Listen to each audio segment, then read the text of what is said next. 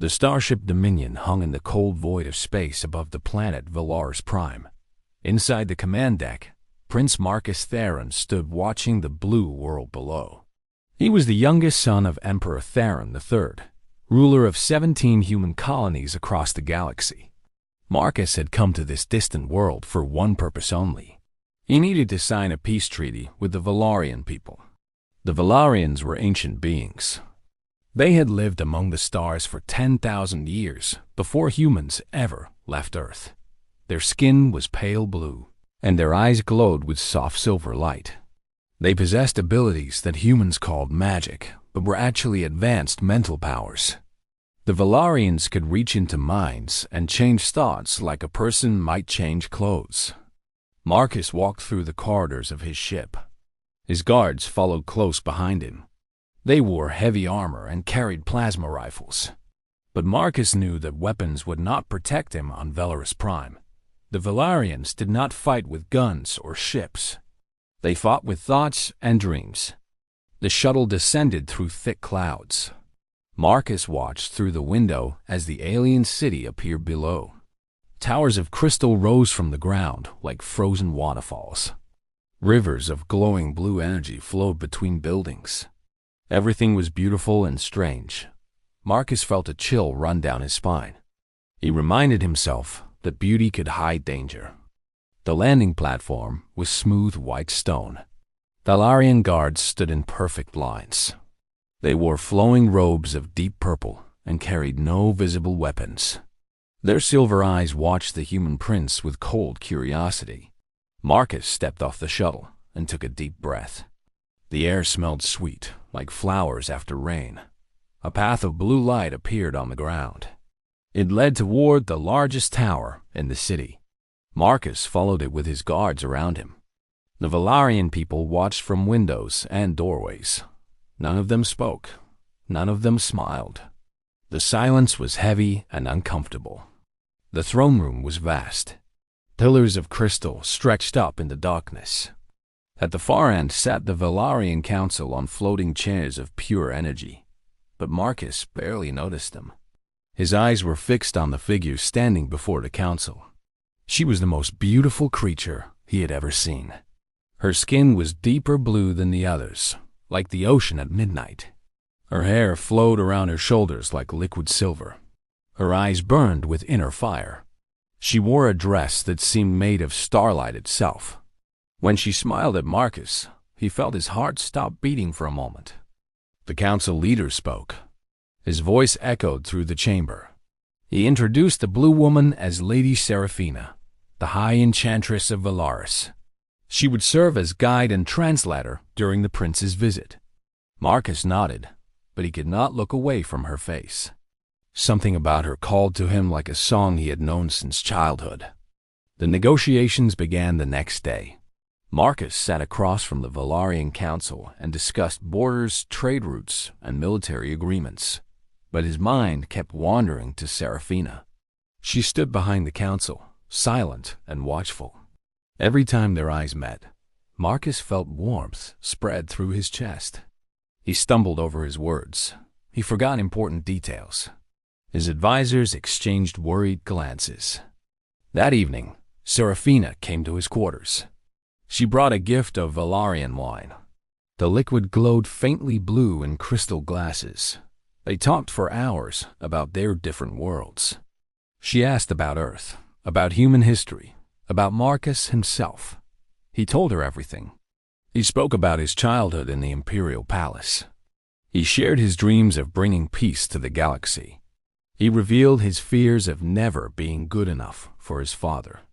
Seraphina listened with patient attention. Her silver eyes never left his face. When he finished talking, she reached out and touched his hand. Her fingers were cool like morning mist. She told him he was special. She said he was different from other humans. She promised that together they could change everything. Marcus did not notice the faint blue glow that pulsed from her fingertips into his skin. Days passed like water flowing through open fingers. Marcus spent less time in negotiations and more time with Seraphina. She showed him the gardens where flowers sang in the moonlight. She took him to temples where ancient memories were stored in crystals. She danced with him beneath stars that seemed brighter than any he had seen before. His guards grew concerned. They noticed changes in their prince. He smiled constantly, but his eyes seemed empty. He spoke of Seraphina with worshipful devotion. He ignored messages from his father. He dismissed warnings from his advisors. The man who had arrived on Velaris Prime was slowly disappearing. One morning, Marcus woke and could not remember his mother's face.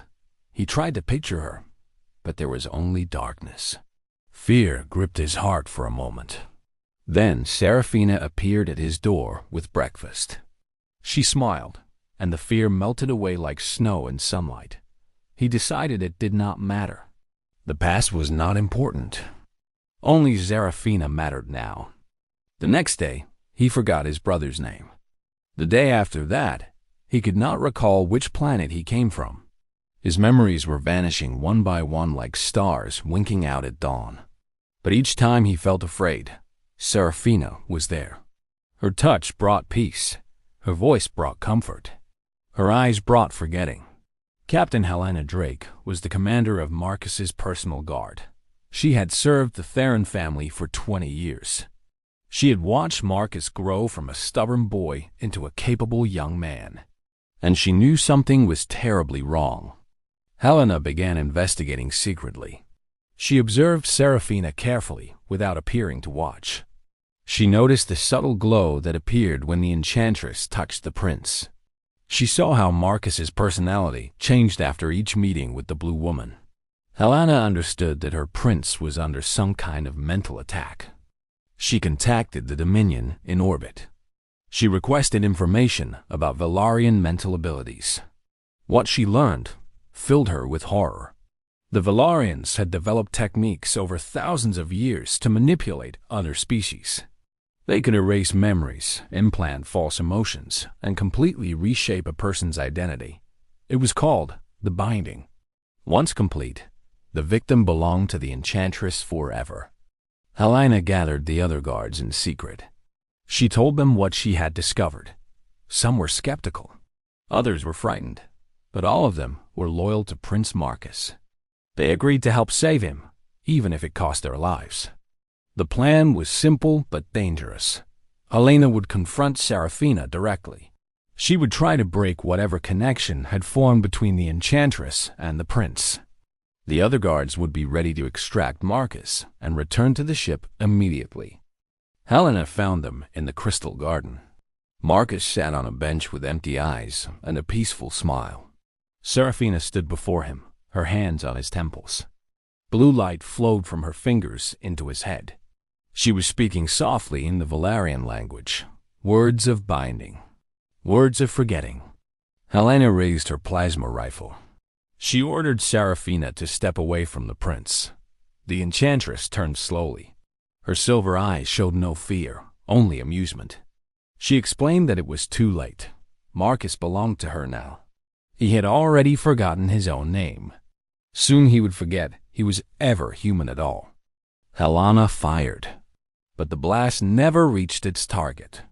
Seraphina raised one hand, and the energy scattered like water hitting stone.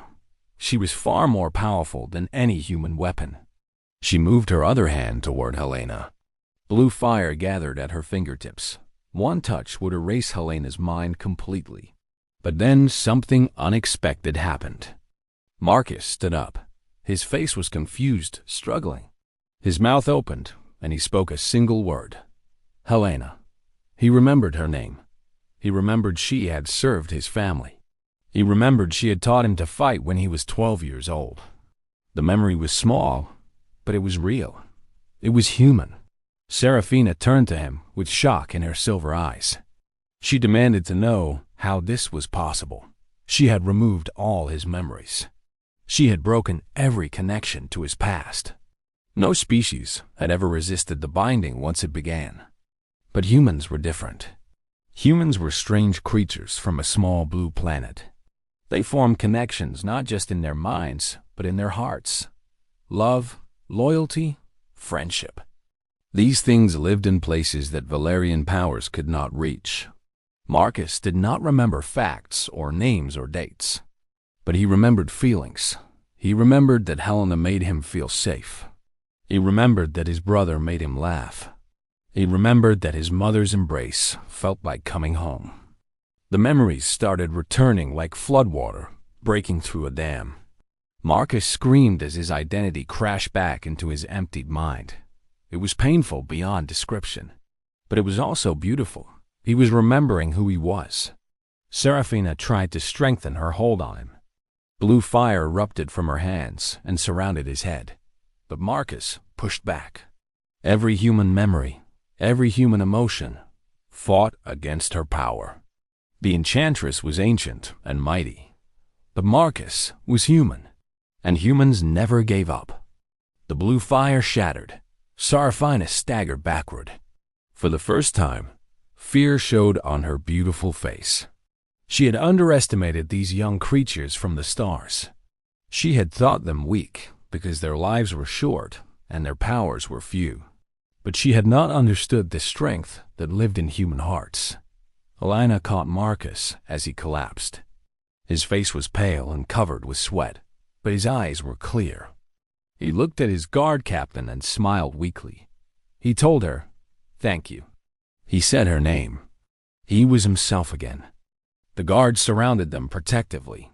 They retreated toward the landing platform while Valerian soldiers watched in stunned silence. The council had not expected this outcome. Their greatest enchantress had been defeated by a single human stubborn heart. The shuttle lifted off and raced toward the Dominion. Marcus sat strapped into his seat, still recovering from the mental battle. Helena sat beside him. She asked if he was really okay. Marcus thought about the question seriously. He told her that he would have nightmares for years. He said that some memories still felt strange, like clothes that no longer fit properly. But he knew who he was. He was Marcus Theron, son of an emperor, citizen of humanity. No alien power could take that away from him. The Dominion broke orbit and jumped to faster than light speed. Behind them, Valorous Prime shrank to a blue dot and then disappeared. The peace treaty remained unsigned. The relationship between humans and Valerians would be complicated for generations. But Marcus had learned something important that day. Humans might be young compared to ancient species. They might lack mental powers or advanced technology, but they possessed something that could not be measured or understood by other races. They had the stubborn determination to remain themselves no matter what forces tried to change them. In the vast galaxy full of wonders and terrors, that was humanity's greatest strength. Their minds might be invaded, their memories might be stolen, but their hearts would always find the way home. Marcus looked out at the streaming stars and made himself a promise. He would return to Valorous Prime someday, not for revenge but for understanding, because that was also a human quality, the ability to turn enemies into friends. The courage to try again after defeat. The blue enchantress had woven her dark spell, but the prince had remembered his name. And in that remembering, humanity had proven once again why it deserved its place among the stars.